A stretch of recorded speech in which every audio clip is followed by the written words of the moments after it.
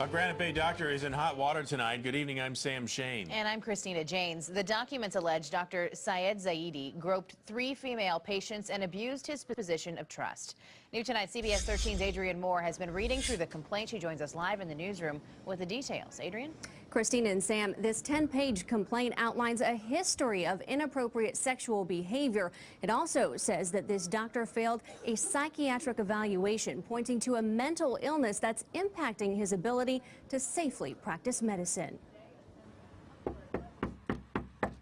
CBS 13 tried to track down Dr. Syed Zaidi at the address on file with the California Medical Board.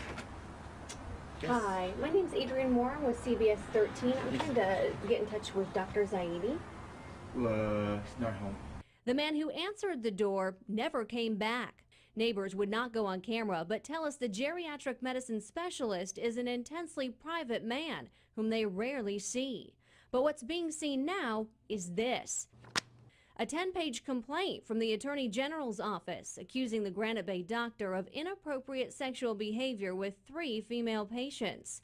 In April of 2013, it says a 25-year-old woman was told to undress and put on a paper gown to examine her back, all after going to Dr. Zaidi for a skin condition on her foot. The patient claims he cupped her naked buttocks, moving his hand up and down 3 to 4 times, and squeezed her breasts. Back in 2009, a 49-year-old patient claimed Dr. Zaidi put his fingers across both her left and right nipples and listened to her cough with a stethoscope.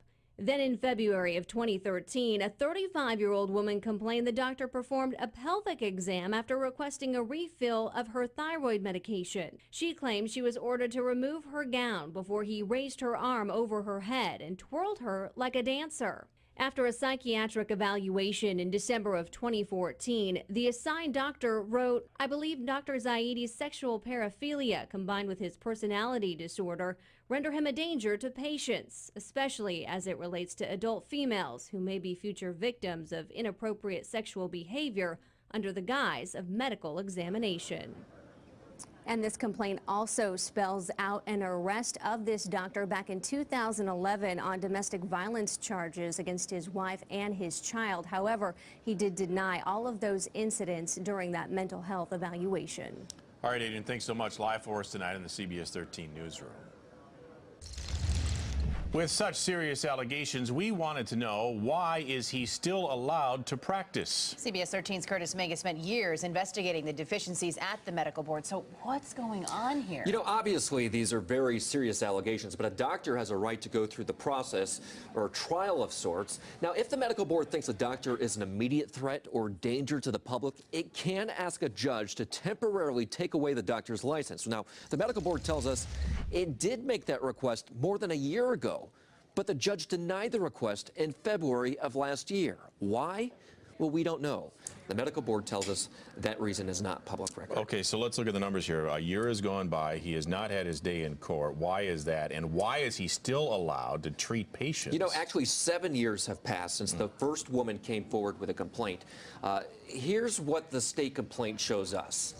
It shows us he allegedly inappropriately touched 3 women. A psychiatric evaluation found he's mentally ill and a danger to patients. And we have documents proving the state has learned of new information tied to this case within the past year. Now, whether they've gone back to that judge with that new information and asked for him to lose his license, at least temporarily, we don't know. Wow. But why hasn't he had a trial? Well, the medical board investigate these.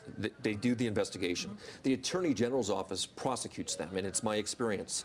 This takes a really, really long time from when the medical board gets the complaint to then going through the investigation process, to then going to the Attorney General's office, to them filing their case, then it goes before a judge, and then there's a ruling. It takes years for this process to happen. At times, you know, the state, their job is to protect patients. Right.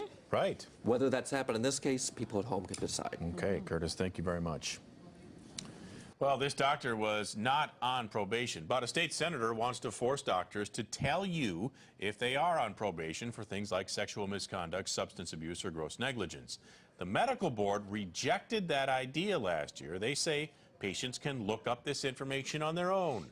But State Senator Jerry Hill has written a bill, and it would force the medical board to require doctors to tell you.